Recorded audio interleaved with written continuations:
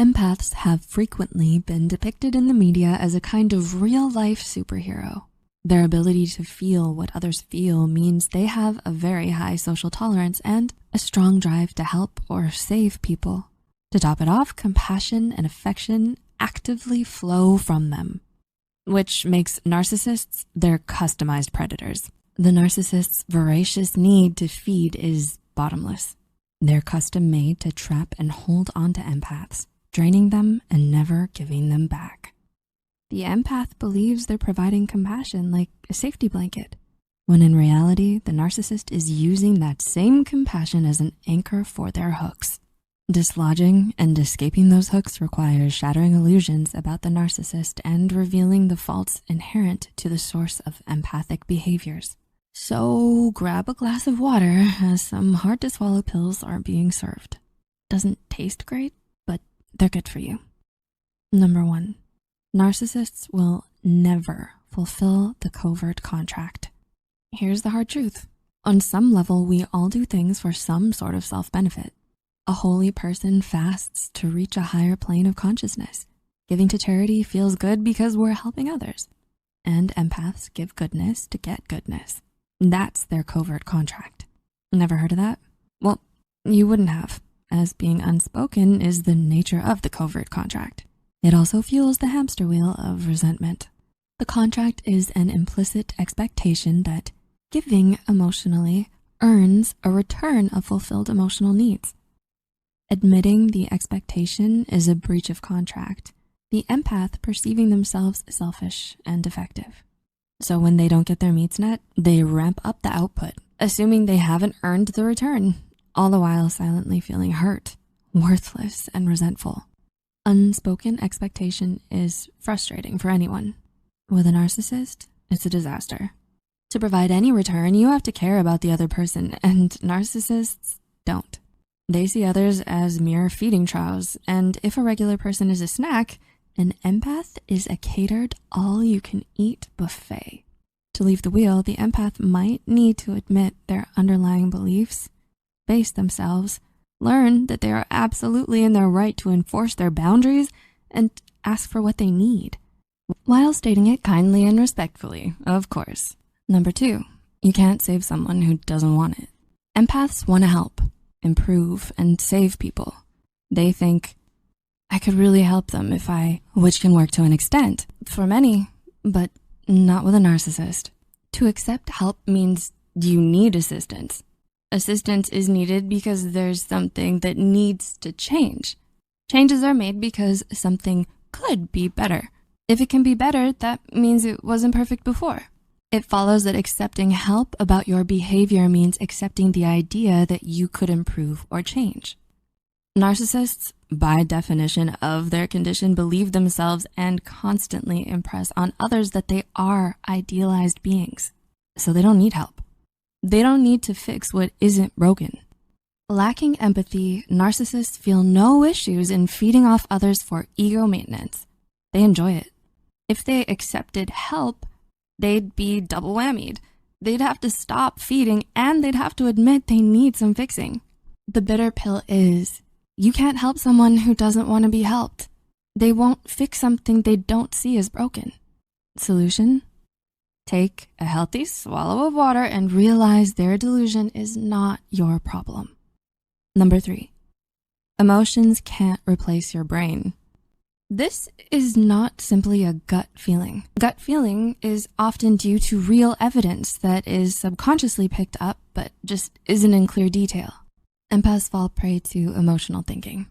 Emotional thinking is based completely off feeling, overriding logic, reason, and anything else presented, even if it's opposing hard, tangible evidence. This is a risk when emotions are your superpower. Sometimes they go rogue, making the person turn away from the facts. An example is when someone feels they're stupid, despite achieving average or higher than average grades or even a degree. Like any predator, narcissists sniff out the opportunity, knowing that empaths tend to choose emotion over evidence. They're set up as easy prey to fool and trap. The narcissist simply overwhelms the empath's compassion trigger. The empath, who is completely unquestioning of their emotional thinking, can disregard any and all other abuses and signs to help or care for the poor victim. Any questioning and the narcissist cranks the dial on the heartstring puller, steering the empath away from outside wisdoms or truths. To break free, the empath needs to value their mind and to ask questions they have a right to know. Number 4, narcissists are disordered and morally bankrupt. The definition of bankrupt is completely lacking in a particular quality or value. Thus, being morally bankrupt, narcissists can't be trusted to do what most people would do. Most people will have some level of predictability due to identifying with how others feel. For example, they won't lie to someone about their partner because it will hurt them or wreck their relationship. Narcissists, since they lack empathy, their emotions are centered around themselves. They feel superior and self-entitled to favorable treatment. How they choose to act depends only on personal gain, meaning they will lie to someone about their partner if it breaks them up, giving the narcissist a fresh ego-feeding supply. Unpredictability is cliffhanger-like, and it gets worse when they feel their supply pulling away or getting low. The empath gets clingier or more attentive, trying to anticipate which way the narcissist will go. Thus, the narcissist gets more attention and has reeled their supply back in. Compassionate benefit of the doubt is employed by the empath to disregard or hand-wave questionable behaviors. However, this needs to stop in order to confirm if they're being used. Questioning or calling them out cuts off their supply, threatens the narcissist's idealized image, and forces them to look at their own insecurities. They would now view the empath as useless, maybe even dangerous. They will leave them alone, and by doing this, the manipulation stops. Number 5, it's all a fantasy. It's not real. This is a twofold fantasy.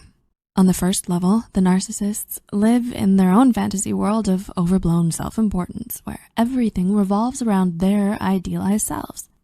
The second level is the empaths allowing themselves to be fooled by the narcissist's fantasy. They're manipulated into focusing on saving the narcissist and believing they will receive love in return, neither which can nor will come true. The whole fantasy may be spun into a grand, tragic romance of soulmates seeking to complete each other, when in truth, it plays out more like a karmic lesson of this is exactly everything love is not. The empath has to, in order to escape, accept this disappointing truth and learn from it. Number 6, abuse means genuine love was never part of the picture. Love does not involve abuse. This isn't negotiable. Abuse means this isn't an accident or a single bad day. It's a pattern of repeated, purposeful, conscious garbage treatment over time. This also means that the fake affection can be from any type of constant interaction deemed a relationship. It could be romantic, familial, or even that coworker who does you a solid. If there is a habitual pattern of abusive or denigrating behavior, they are devoid of emotional empathy. The bitter pill here, it's one many of us non-narcissists have a hard time with, empath or not. The truth is that no matter how nice the narcissist was at the beginning of the relationship or even after a fight, they never loved their partner. This is so emotionally, psychologically unbelievable that the empath is grasping at shreds of reason, saying that surely some of it was real, or it was real before something went wrong. Hard fact is, narcissism isn't a part-time deal. The whole thing was a purposefully built illusion.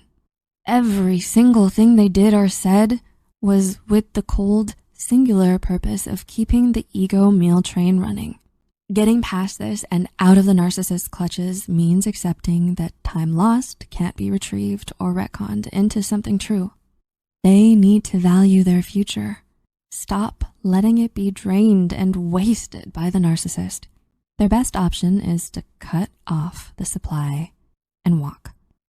We understand that if you're an empath, being in a similar situation or are currently in one, those 6 truths probably felt like dry swallowing horse pills, like taking bitter medicine or waxing, though the results of partaking have long-term beneficial effects.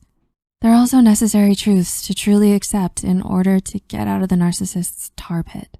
Did you resonate with or recognize any of these points? Lend and share your insights in the comments. We've thrown our rope of hope, and if it helps you or others, maybe you'll swing on to the next video. Thanks for watching.